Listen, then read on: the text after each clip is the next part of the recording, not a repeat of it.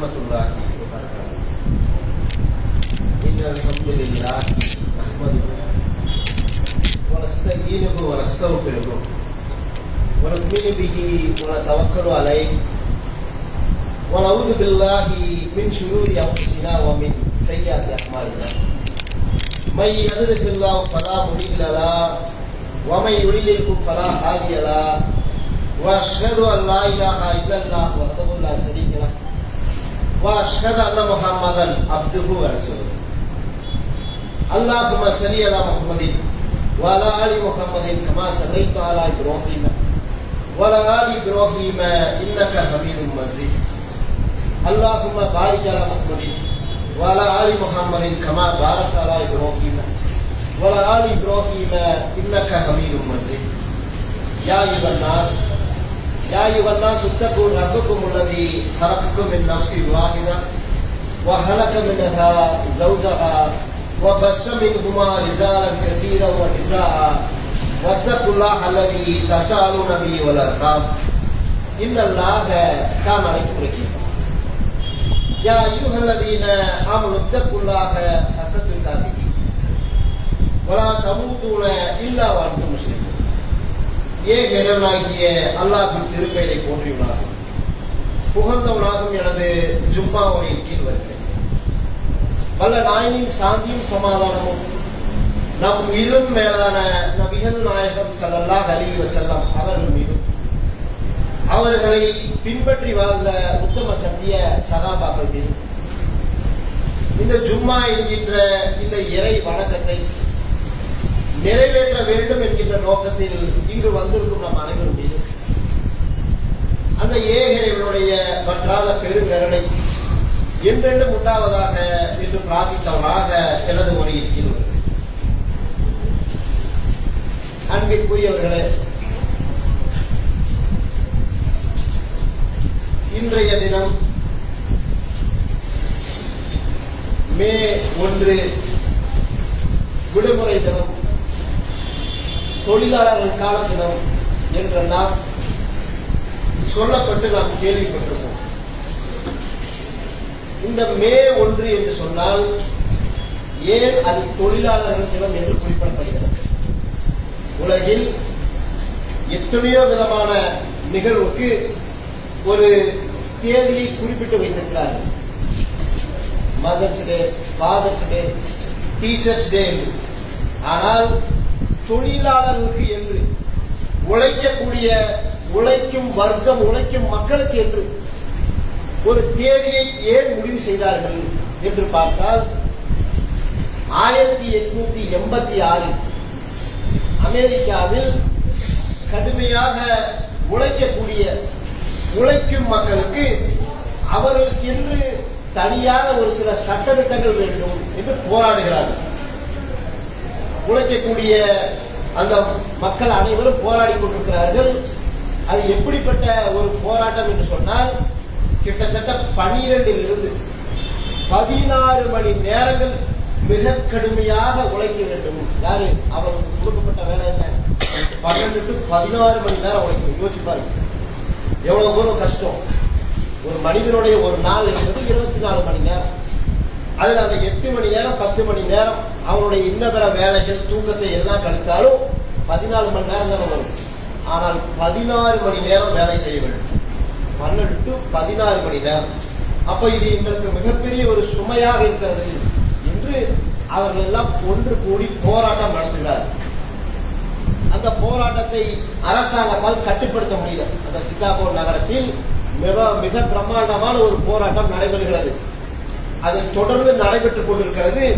அடுத்த ஒரு 3-4 தினங்களில், சரியாக மே 4 அன்று நடைபெறக்கூடிய அந்த தொடர் போராட்டத்தில் திடீரென உள்ளுக்குள்ள ஒரு பிளாஸ்ட் ஏற்படுகிறது. ஒரு வெடிப்பு, ஒரு பாம் வெடிக்குது. உள்ள என்ன ஆகுது? பல உழைக்கும் வர்க்கத்தை சார்ந்த பல நபர்கள் அங்கே கொல்லப்படுகிறார்கள். இது அரசாங்கம் சரியா அல்லது இன்னும் எதுவுமே தெரியும். அப்ப என்ன? அதில் ஈடுபட்ட பல தலைவர்களும் கொல்லப்படுகிறார்கள். அதற்கு பிறகுதான் 1889 முடிவு செய்கிறார்கள். அன்றைய தினத்தை வைத்து இந்த நாள் முதல் தொழிலாளர்கள் தினமாக இதை அங்கீகரிக்க வேண்டும். இந்த மே 1 என்று சொன்னால் அது தொழிலாளர் தினமாக அங்கீகரிக்க வேண்டும். அது எப்படி? குறிப்பாக இந்த இந்தியாவில் 1926 தான் அதை என்ன செய்யறாங்க, சிங்காரவேலர் என்கின்ற அந்த தலைமை அலுவலர் மூலியமாக தமிழ்நாடு, கேரளம், மகாராஷ்டிரா 3 மாநிலங்களிலும் இந்த மே 1 அன்று தொழிலாளர் தினம் என்று சொல்லி அன்றைய தினத்தில் அவர்களுக்கு விடுமுறை விட வேண்டும் என்று முடிவு செய்கிறார்கள். அப்படி இதனுடைய இந்த வரலாற்று பின்னணி எதற்காக சொல்லப்படுகிறது என்று சொன்னால், ஏதோ ஒவ்வொரு நாளும் குறிப்பிட்டு சொல்றாங்களா இல்லையா, இன்னைக்கெல்லாம் லவர்ஸ் எல்லாம் வச்சுட்டு என்னமோ பண்றாங்க.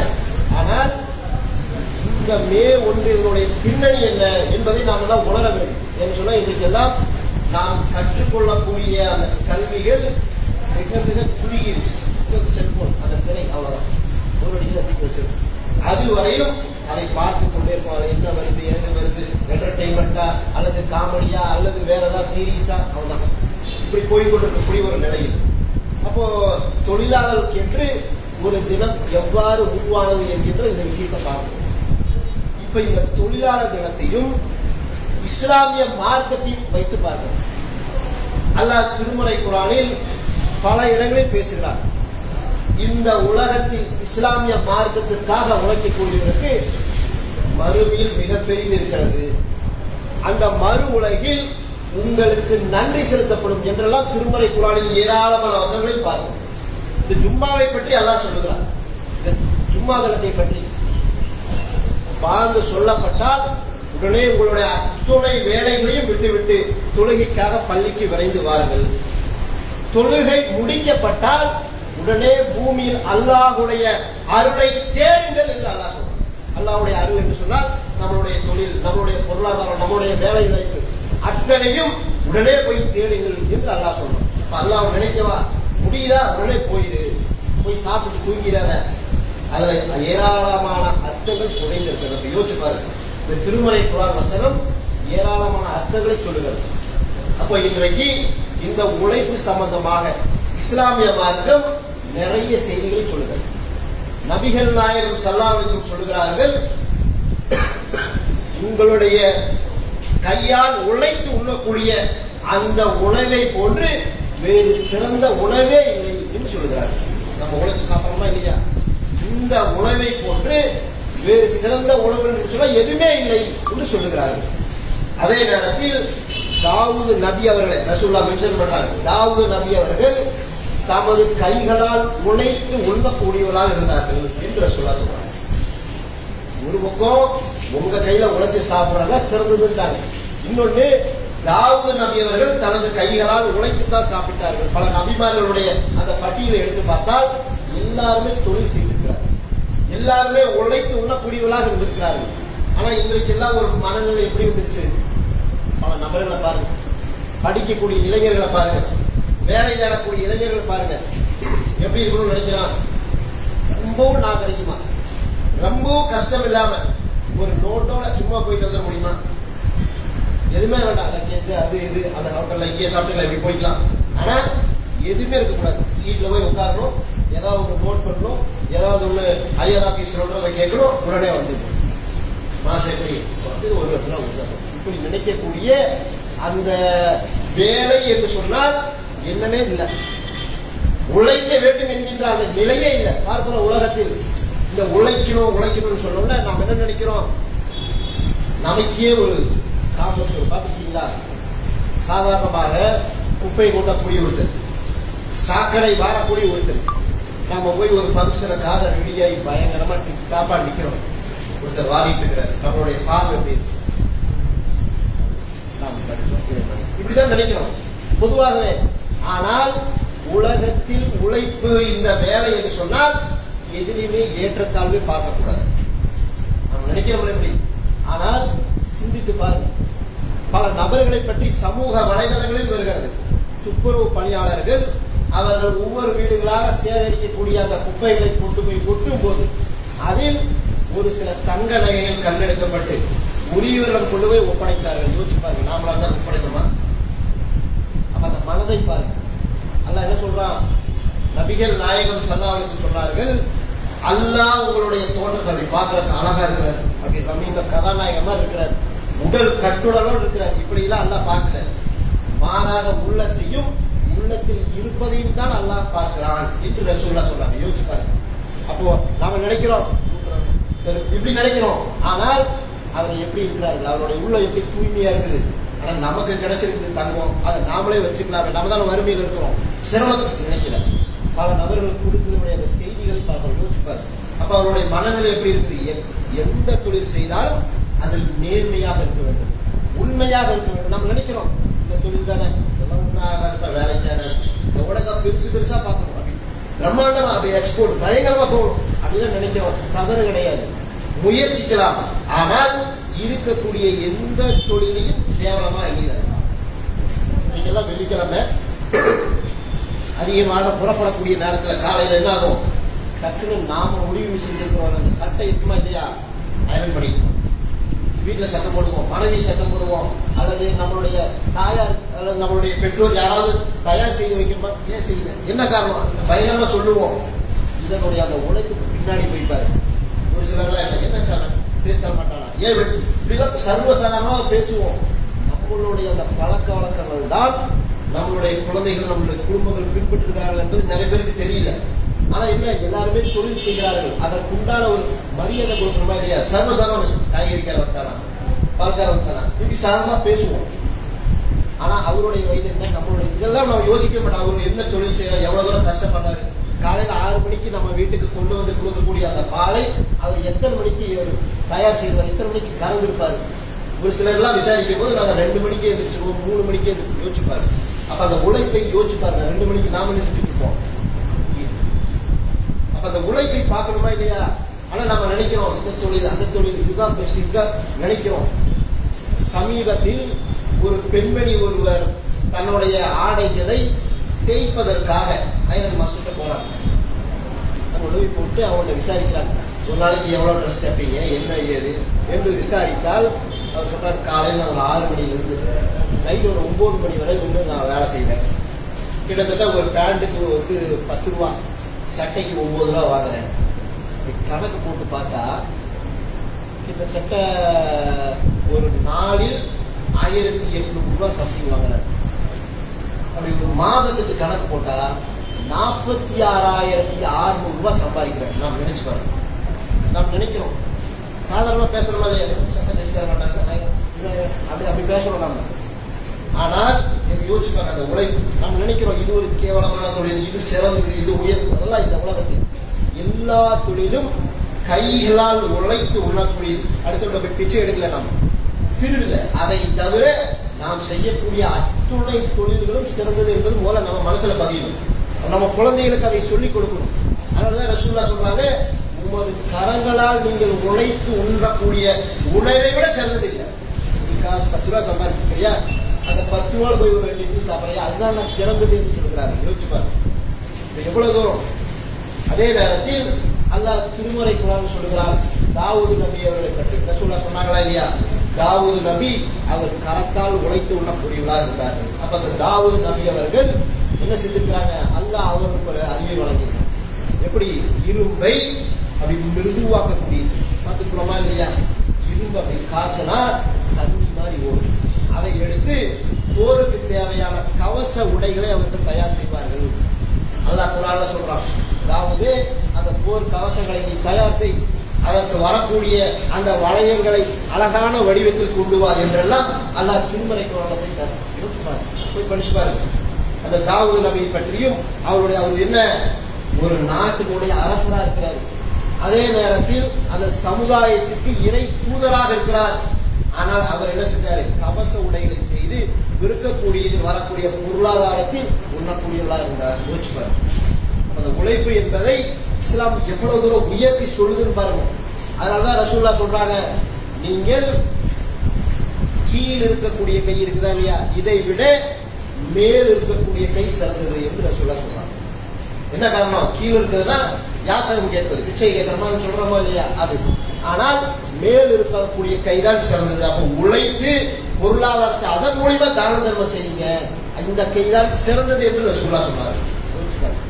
அப்ப எந்த அளவுக்கு இந்த உழைப்பிற்கு முக்கியத்துவம் கொடுக்கிறது இஸ்லாமிய மார்க்கம். இன்னும் ரசூலுல்லாஹ் சொன்னார்கள், நீங்கள் பிற மக்களிடம் யாசகம் கேட்பதை விட ஒரு மலையின் மீது ஏறி விறகுகளை எல்லாம் பொறுக்கி கொண்டு வந்து கீழே வந்து விற்பனை செய்து அதனால் பொருளாதாரத்தை ஈட்டுவது சிறந்தது என்று சொன்னார். இன்னைக்கு நாம் நினைக்கிறோம் இந்த தொழில் அந்த தொழில் இது இப்படி அதப்படி. ஆனால் ரசூல் ஸல்லல்லாஹு அலைஹி வஸல்லம் அவர்கள் அந்த உழைப்பை கற்றுத் தருகிறார்கள். அந்த உழைக்கக்கூடிய விஷயத்தை சொல்கிறார்கள். எந்த அளவுக்கு அந்த உழைப்பு இருக்க வேண்டும் என்று சொல்கிறார்கள். அந்த உழைப்பின் மூலியமாக எவ்வளவு பிரதிபலன் ஏற்படும் என்று சொல்கிறார்கள். ஆனால் நாம் இன்னைக்கு நினைக்கிறோம் அதுல பாகுபாடு பார்க்கிறோம், அந்த பொருளாதாரத்துல பாகுபாடு பார்க்கிறோம். ஐடின்னு சொல்ல வாங்க என்று நினைக்கிறோம். அதுல எவ்வளவு மைனஸ் இருக்குது, எவ்வளவு பிரச்சனைகள் இருக்குது, அதெல்லாம் நம்ம யோசிக்கவே இல்லை. ஆனா என்ன, அது 10,000 சம்பளம் வாங்கலாம், இப்ப குறைஞ்சவன் நினைக்கிறோம், 1,00,000 ரூபாய் வாங்கலாம், அவன் உயர்ந்தவன் என்றெல்லாம் நாம் நினைக்கிறோம். ஆனால் இஸ்லாமிய மார்க்கம் அப்படிலாம் சொல்லிடும், பாகுபாடுகள்லாம் பார்க்கல. அதே நேரத்தில் இந்த உழைப்பு சம்பந்தமாக இஸ்லாமிய மார்க்கம் ஏராளமான செய்திகளை சொல்லுகிறது. நபிகள் நாயகம் ஸல்லல்லாஹு அலைஹி வஸல்லம் அவர்கள் ஏராளமான விஷயங்களை சொல்லுகிறார்கள். ஒரு சம்பவத்தை, முன்பு ஒரு காலத்தில் நடந்த ஒரு சம்பவத்தை ரசூல் ஸல்லல்லாஹு அலைஹி வஸல்லம் சொல்லுகிறார்கள். முன்பு ஒரு காலத்தில் நடந்த ஒரு 3 நபர்கள் போய்கொண்டிருக்கிறார்கள். திடீரென மிக கடுமையான ஒரு மழை ஏற்படுகிறது. உடனே ஒதுங்குவதற்கு என்ன இடம் என்று துளாவுகிறார்கள். ஒரு புகை தென்படுது, உள்ள போய் சேஃப்டியா இருக்கிறாங்க. அந்த மழையினுடைய கடுமையினால் அந்த குகை மூடப்படுகிறது. பாறையெல்லாம் உள்ள குகை முடியும். முயற்சி பண்ணி பார்க்கிறார்கள். கண் கணக்கான பாறை நறுக்க முடியல. சின்னையா இருந்தா தள்ளி இருப்பாங்க கைகள்ல. முயற்சி செய்து கொண்டே இருக்கிறார்கள், முடியல. கடைசியில் என்ன, இதை விட்டா நமக்கு வேற வழி இல்லை, இறைவனிடம் தான் பிரார்த்திக்கணும்னு சொல்லி ஒரு முடிவு பெறுகிறார்கள். எல்லாம் சேர்ந்து 3 பேரும் சேர்ந்து உடனே பிரார்த்தனை செய்கிறார்கள். முதலாவது நபர் சொல்கிறார், இறைவா, எனக்கு தாய் தந்தைகள் உயிரோடு இருக்கிறார்கள். நான் வேலைக்கு போவேன், அந்த வேலையெல்லாம் முடித்து விட்டு உணவு எங்களிடம் இருக்காது, பால் தான் கொடுப்பாங்க. என்ன, அதற்கு உண்டான கூலியாக வேலை செஞ்சுட்டு வந்தா அந்த பாலை வாங்கி கொண்டு வந்து என்னுடைய தாய் தந்தையருக்கு நான் கொடுப்பேன். ஃபர்ஸ்ட் அவங்க எவ்வளவு தூரம் தங்களுடைய பசிக்காக குடிக்கிறார்களோ அதை அனைத்தையும் குடித்து விட்டு மீதத்தை எங்களுக்கு தருவார்கள். மீதத்தை கொடுத்தால் நான், என்னுடைய மனைவி, என்னுடைய குழந்தைகள் குடிப்போம். இப்படிதான் செய்வோம். ஒரு முறை நான் இப்படி செய்யும் போது நான் வேலையை முடித்து தாமதமாக வீட்டுக்கு வந்த காரணத்தால் என்னுடைய பெற்றோர்கள் தூங்கிவிட்டார்கள். பெற்றோர்கள் தூங்கிவிட்டார்களே, இந்த நேரத்தில் நாம பாலை யூஸ் பண்ணக்கூடாது, அந்த உணவு நமக்கு இருக்கக்கூடியதை அவர்கள் முன்னுரிமை கொடுக்க வேண்டும் என்பதற்காக அவர்கள் தூங்கி கொண்டிருக்கக்கூடிய பக்கத்திலே அதை வைத்துவிட்டு நாங்கள் தூங்கிட்டோம். எங்களுடைய குழந்தைகளை சமரசம் பண்ணிட்டோம். அப்புறம் அடுத்து எழுந்திரிச்சாங்க. அதுக்கப்புறம் கொடுத்தோம், இப்படி குடிச்சிட்டோம். இறைவா, இது உனக்காகத்தான் செஞ்சேன். என்னுடைய குடும்பத்தை பார்க்கணும், என்னுடைய குழந்தை, எவ்வளவோ விஷயம் இருக்குது. இருந்தாலும் உன்னுடைய முகத்துக்காகத்தான் இதை செஞ்சேன். நான் செய்தது உலகத்துக்கு நான் செயல்பட்டேன். இதற்காக இந்த இக்கட்டிலிருந்து காப்பாற்றிட்டு சொல்லிப்பாரு. நம்மளே உலகத்தில் எத்தனையோ வகையான பிரச்சனைகள் மாற்றணும். கடைசி நிலை நம்மளோட என்ன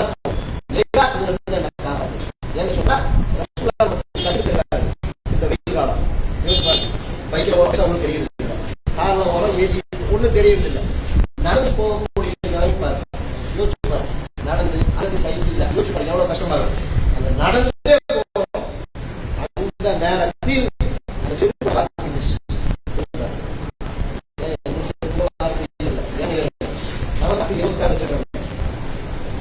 எதையுமே அதிகம் யூஸ் பண்றதே இல்லை. அன்றைய காலத்துல ரசூலுல்லாஹ் சொல்றாங்க, உங்களிடம் செருப்புடைய பார் பிரிந்துச்சு வைங்கள, அல்லாஹ்வோட பிரார்த்தனை செய்யுங்க. அதுவும் ஒரு சோதனை, அதுவும் ஒரு பிரச்சனை தான்ப்பா. சாதாரண நினைச்சிடாதாப்ப. இந்த வெயில் காலத்துல செருப்போட வார் இருந்துச்சு. அந்த நபர் நினைக்கிறாரு, நபிகள் நாயகம் ஸல்லல்லாஹு அலைஹி வஸல்லம் காலத்துல சொன்னாங்களா இல்லையா, அந்த சம்பவத்தில் அவருடைய பிரார்த்தனை செய்கிறாரு. அந்த கொஞ்சமாக அந்த பாறை விளங்குகிறது அந்த புகையில். அடுத்ததாக இன்னொருவர் சொல்றார், என்னிடம் உறவுக்கார ஒரு பெண் இருக்கிறார். அந்த பெண்ணிடம் தன்னுடைய தந்தைக்காக பொருளாதாரத்தை கேட்டாரு. நான் என்ன நினைச்சேன், அந்த பெண்ணை தவறாக மிஸ்யூஸ் பண்ண நான் நினைச்சேன். அந்த பெண் கேட்டதை நான் என்ன செஞ்சுட்டேன், உழைச்சு 100 தினார் தயார் செஞ்சு வச்சிருந்தேன். ஆனா நீ என்னிடம் தவறாக நடந்தாதான் இந்த பணத்தை பேசியிருந்த அந்த பெண்ணும் தன்னுடைய பெற்றோருக்காக ஓடி சொல்லியிருந்தான். இந்த நேரத்தில் அந்த பெண் வரும்போது இந்த தவறில் ஈடுபட முயலும் போது யோசிப்பாரு, இந்த தவறில் ஈடுபட நான் முயற்சி செய்யும் போது நீ அல்லாஹ்வை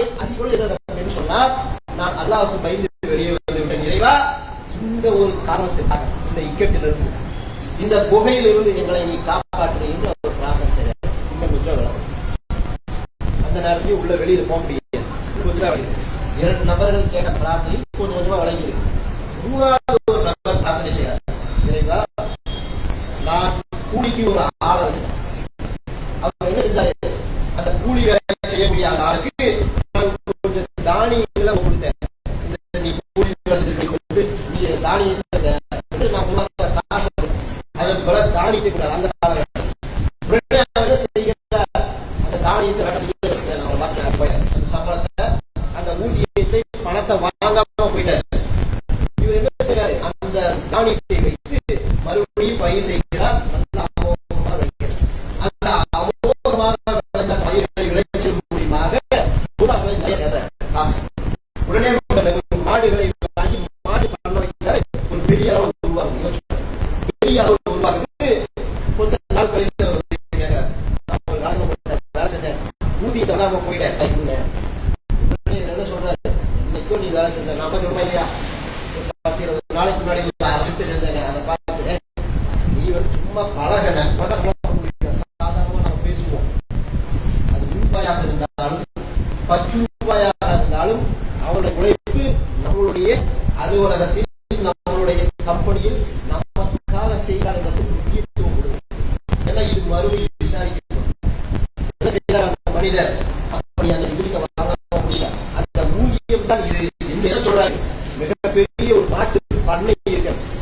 அதை சொல்றாரு, நான் செஞ்ச கொஞ்சம் வேலை, ஒரு நாள் வேலை, நீ என்ன கிண்டல் பண்ண நம்ம இன்னும் சொல்லுவோம். வேலை செஞ்சு போயிட்டாரு. ஒரு வருஷம் 6 மாசத்துக்கு முன்னாடி நம்ம எழுதி வச்சிருக்கிறோம். ஷிஃப்ட் நோட்ல எழுதி வச்சிருக்கிறோம். இவரோட வேலை ஷிஃப்ட் இருக்குது. 6 மாசத்துக்கு முன்னாடி உடனே அவர் வர்றாரு. வந்தவங்க அப்படியே அவங்க சம்பளம் கொடுக்கணுமா? என்ன செய்யறது? உனக்கு பேர்ல ஒரு செக் புக் போட்டு வச்சிருக்கேன் 10,000 எடுத்துட்டு வந்தா என்ன செய்யறது? 100-200 கூட இருக்காது. 10,000 நினைப்பாங்க இல்லையா? அதை கூட பிரபலம் சொல்றாரு, நான் செய்யறதுக்கு ஊதியத்துக்கு கிண்டல் பண்றையா அப்படின்னு அவர் கேட்கிறார். இல்ல நான் அவர் அந்த விஷயத்தை எல்லாம் சொல்றாரு. நீ தானியத்தை வாங்கல, அதை பயிர் செஞ்சேன், அது அமுகமா விளைஞ்சது, அதற்கு இந்த மாட்டு பண்ணை டீட்டெயிலா சொல்றாரு. யோசிச்சு பாருங்க, ஒரு மனிதனுடைய அந்த உழைப்புக்கு எவ்வளவு தூரம் நான் முக்கியத்துவம் கொடுத்து அவனிடம் அதை கரெக்டா ஒப்படைச்ச இறைவா, இந்த நிலையில் என்னை காப்பாற்றுகிற இக்கட்டிலிருந்து இந்த பிரார்த்தனை செய்கிறார். அந்த தொகை முழுமையாக விளைகிறது என்று நாம் பார்க்கிறோம். இந்த சம்பவத்தின் மூலமா நமக்கு என்ன விளங்குகிறது சொன்னால், உலகத்தில் நமக்கு நேர்மையா ஒரு கட்டத்தில் நடந்திருக்கோமா இல்லையா? அதை வைத்தும் உலகத்தில் ஏற்படக்கூடிய பிரச்சனைக்கு நாம் அல்லாஹ்விடம் பிரார்த்தனை செய்யலாம். ஏதோ ஒரு சூழ்நிலை எல்லா நிலையும் நம்ம நல்லது செஞ்சிருக்க மாட்டோம். ஏதோ ஒரு கட்டத்தில் செஞ்சிருக்கோமா இல்லையா? அதை சொல்லி அல்லாஹ்விடம் பிரார்த்தனை செய்திருக்கிறார்கள். அதன் மூலமா அந்த பலனையும் உலகத்திலேயே கண்டிருக்கிறார்கள் என்று நாம் பார்க்கிறோம். யோசிச்சு பாருங்க, இந்த நேரத்தில் அந்த உழைப்பு விஷயத்தில் யோசிப்பாரு. இந்த உழைப்பு சம்பந்தமா இன்னைக்கோ எப்பவோ ஒருத்தர் செஞ்சதுக்கு வந்து கேட்டதுக்கு பொருளாதாரத்தை கொடுத்தா இல்லையா? ஆனா இன்றைக்கு எல்லாம் பார்க்கிறோம்.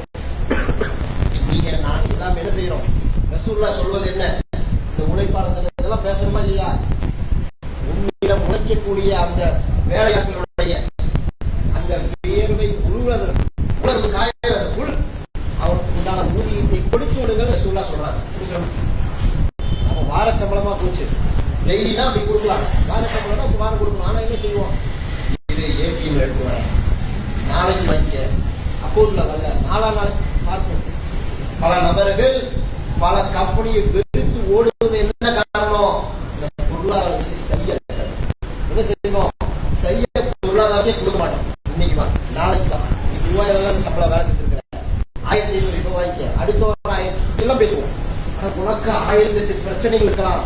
ஆனால் அவனுக்கு அதை விட இவ்வளவு பிரச்சனை இருக்கு. இதெல்லாம் சொல்ல முடியுமா? ஆனா என்ன செய்ய மாட்டோம்? அவங்களுக்கு உண்டான அந்த மதிப்பே தர மாட்டோம். யாருக்கு?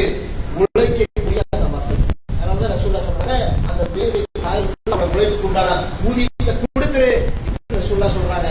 ஆனா நம்ம பார்க்கிறோம் இந்த விஷயத்தில் எப்படி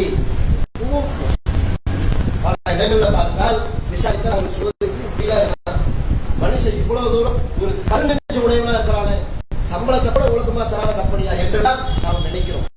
ஆனால் பார்க்கிறோம் பல நிறுவனங்கள் அளவு கஞ்சி எது எப்படியோ மைனஸ் போட்டோம், பாத்ரூம்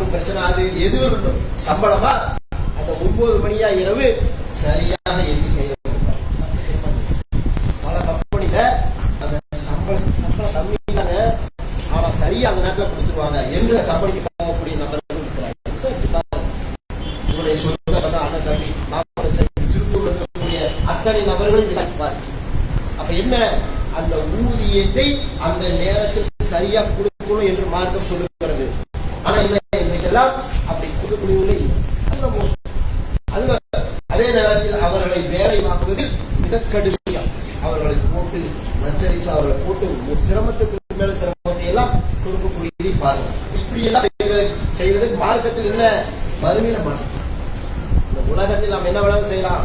அப்ப பார்த்தா அல்லாஹ் கையேந்தினால் வறுமையில மாற்றுமா இல்லையா? இந்த உலகில் இவன் கொடுக்கக்கூடிய 100 ரூபாய் ஊதியத்திற்கு என்னிடம் 500 ரூபாய்க்கு வேலை வாங்கலாம், 1000 ரூபாய்க்கு வேலை வாங்கலாம் என்று அல்லாஹ் முறையிட்டால் நம்மளுடைய நிலை என்னவாகும்?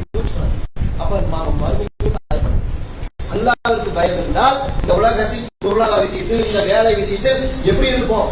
எவ்வளவு தூரம் ஜாக்கிரதையா இருந்திருப்போம், எவ்வளவு தூரம் பயந்து இருப்போம். ஒவ்வொரு விஷயத்தையும் அல்லாஹ் கண்காணிக்கிறான் என்பதில் நாம் என்ன பார்க்கலாமா இல்லையா? நீ என்ன செஞ்ச, ஏது பண்ண, இன்னைக்கு என்ன செஞ்ச, எல்லாத்தையுமே நோட் பண்ணக்கூடிய மலக்குமார்கள் நம்மோடு இருக்கிறார்களா இல்லையா?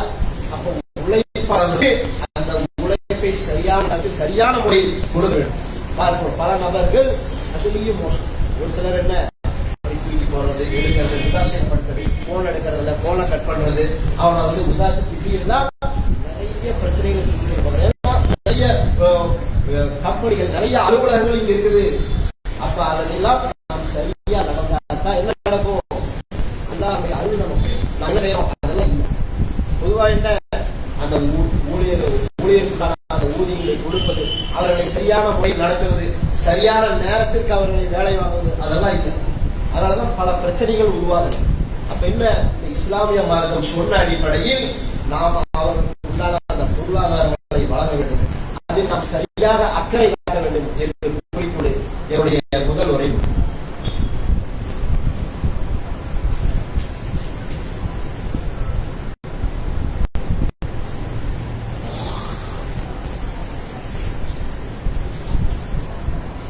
முதல் உரையிலே உழைப்பு சம்பந்தமான ஒரு சில செய்திகளை பார்த்தோம். இன்னும் இது சம்பந்தமாக ஏராளமான செய்திகள் திருமறை குர்ஆனிலும் நபி மொழியிலும் பதிக்கப்பட்டிருக்கிறது. அதை எடுத்து நாம் ஒவ்வொருவரும் தெரிந்து கொள்ள வேண்டும். ஏன்னு சொன்னால், இன்றைக்கு ஒருவர் உழைப்பாளியாக இருக்கக்கூடிய ஒருவர் நாளைக்கு பணக்காரராக மாறுவார். அவர் ஒரு தொழில் அதிபராக கூட மாறுவார். ஆனால் அந்த நிலையில் அவர் கடந்த அந்த நிலைகள் இருக்குல்ல, அதையெல்லாம் கூட அவர் சரி செய்வார். ஆனால் இருக்கக்கூடிய பல நபர்கள் அதை சரி செய்யாமல் இருக்கக்கூடிய ஒரு நிலையை பார்க்கிறோம். அதே நேரத்தில் அல்லாஹ் நமக்கு அதிகாரத்தை கொடுத்திருப்பான். தாவூது நபியை பற்றி அல்லாஹ் திருமறை குர்ஆனில் சொல்லும் போது அவருக்கு ஆட்சி அதிகாரத்தை கொடுத்தோம், அவர் பல தீர்ப்புகளை வழங்கினார் என்றெல்லாம் நாம் திருமறை குர்ஆனில் பார்க்கிறோம். அந்த ஆடு சம்பவத்தை கூட அல்லாஹ் சொல்றான் திருமறை குர்ஆனில். ஒரு நபர் என்ன செய்யறாரு, தாவூது நபி இருக்கக்கூடிய இடத்தில் என்னுடைய தம்பிக்கு 99 ஆடுகள் இருக்கிறது, எனக்கு ஒரு ஆடுதான் இருக்குது, அதையும் என்னோட தம்பி என்கிட்ட கேட்கிறாரு, 100 ஆடை நான் வச்சுக்கிறேங்கிறாரு அப்படின்னு சொல்லி ஒரு தீர்ப்பு வருகிறது. அதற்கு அவர் தீர்ப்பு சொல்லும் போது ஒரு பட்சமாக கேட்டு தீர்ப்பு சொல்றாரு. தாவூது நபி அந்த திருமறை குர்ஆனுடைய அந்த வசனங்களை எடுத்து படிச்சு பாருங்க. அப்ப உடனே இதுல இருந்து என்ன புரிகிறதுனா, தீர்ப்பு நம்ம சொல்ல போறோம் என்றால் 2 தரப்பிலும் விசாரணை செய்ய வேண்டும். அந்த தீர்ப்புல அல்லாஹ் ஒரு சோதனை வச்சிருக்கிறான்னு சொல்லி உடனே அல்லாஹ் மன்னிப்பு தராது, இறைவா நான் இப்படி தவறு பண்ணிட்டேன் என்று சொல்லி மன்னிப்பு கேளாத அந்த விஷயங்களை பார்க்கணும். அப்போ நாம் என்ன செய்யணும், பொருளாதார அடிப்படையில் வேலைகள் கொடுக்கக்கூடிய அடிப்படையில் சரியா நமக்கு அதிகாரம் இருக்குதா, அதை சரியாக பயன்படுத்தணும். இவையெல்லாம் பார்க்கணும். சமீபத்தில் சமூக வலைதளத்தை பார்க்கணும். இந்தியாவுடைய ஒரு பகுதியில் பேங்க்ல போய் என்ன செய்யறாரு, ஒரு பழங்குடி இனத்தை சார்ந்த ஒரு நபர் தன்னுடைய சகோதரி ஒருவர் டெபாசிட் செய்த ஒரு பணம், 30,000 ரூபாய் பணம் இருக்குது, எடுத்து கொடுங்க என்று கேட்டு அவருக்கு ஒரு 10 முறை போயிட்டார். இந்த 10 முறை அவருக்கு என்ன பதில் சொல்லப்படுது, அங்க இருக்கக்கூடிய அலுவலர்கள் அவர் இறந்துட்டாருன்னு சொல்றாரு. ஆனா என்ன, ஆளை கூட்டிட்டு வா, ஆள் வந்தாதான் பணம் தருவேன், ஆள் இல்லைன்னா பணம் தர முடியாது என்று அவரை வலுக்கட்டாயமாக அலக்களிக்கிறார்கள். உடனே அவர் நுந்து போய் மனுஷன் என்ன செய்யறாரு, நேராக போய் அந்த சுடுகாட்டுல போய் இறந்து போய் மக்கி மண்ணா கிடக்கக்கூடிய எலும்பு கூட இருக்கக்கூடிய தன்னுடைய சகோதரியை தோண்டி எடுத்து அப்படி கையில் எவ்வளவு உலகம் பார்க்காத ஒரு மிகக்கடியான ஒரு விஷயம். இறந்து போயிட்டாங்கன்னு தெரியுது, அதுக்குள்ளான நீ டெத் சர்டிபிகேட் கேட்கறியா, நீ தான் அண்ணன் தம்பிங்கிற அந்த சர்டிபிகேட் கேட்கறியா, ஓகே முடிஞ்சது. அதை விட்டுட்டு இறந்து போனவங்க தான் வரணும் என்று சொன்னால் எப்படி கொண்டு போக முடியும்? அதான் குழந்தை தூக்கிட்டு போறாங்க. அப்ப அந்த சம்பவங்கள் சமீபத்தில் மிகப்பெரிய ஒரு அதிர்ச்சி ஏற்பட்டுதான் அதிகார வர்க்கங்கள் அனைத்தும் இருக்கு. கொரோனா காலங்கள்லாம் பார்த்தால் இங்கு பிழைக்க வந்த பல வட மாநிலத்திலிருந்து வந்தவர்கள் என்ன செஞ்சார்கள்? அந்த ரயில் இல்ல, பஸ் இல்ல, எதுவுமே இல்லை. அப்ப என்ன செய்யணும்? பொருளாதாரமும் இல்லை, சாப்பாட்டுக்கு என்ன செய்யறது?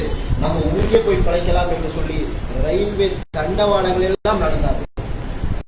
பல கிலோமீட்டர்கள் நடந்து ஒரு கட்டத்துக்கு மேல என்ன, கொரோனா ஸ்ட்ரைக் எல்லாமே வராது, ரயிலும் வராது என்று அந்த தண்டவாளத்தில் படுத்தினார்கள். கணக்கான நபர் ரயில் எல்லாம் வந்து அதெல்லாம் அவங்க வர்றதே தெரியாம அந்த அசதியில தூக்கி அதெல்லாம் ஏறி இறந்தாருன்னா பார்க்கிறோம். என்ன, அந்த அதிகார வர்க்கம் எல்லாம் தங்களுடைய வேலைகளை சரியா செய்யல என்று பார்க்கிறோம்.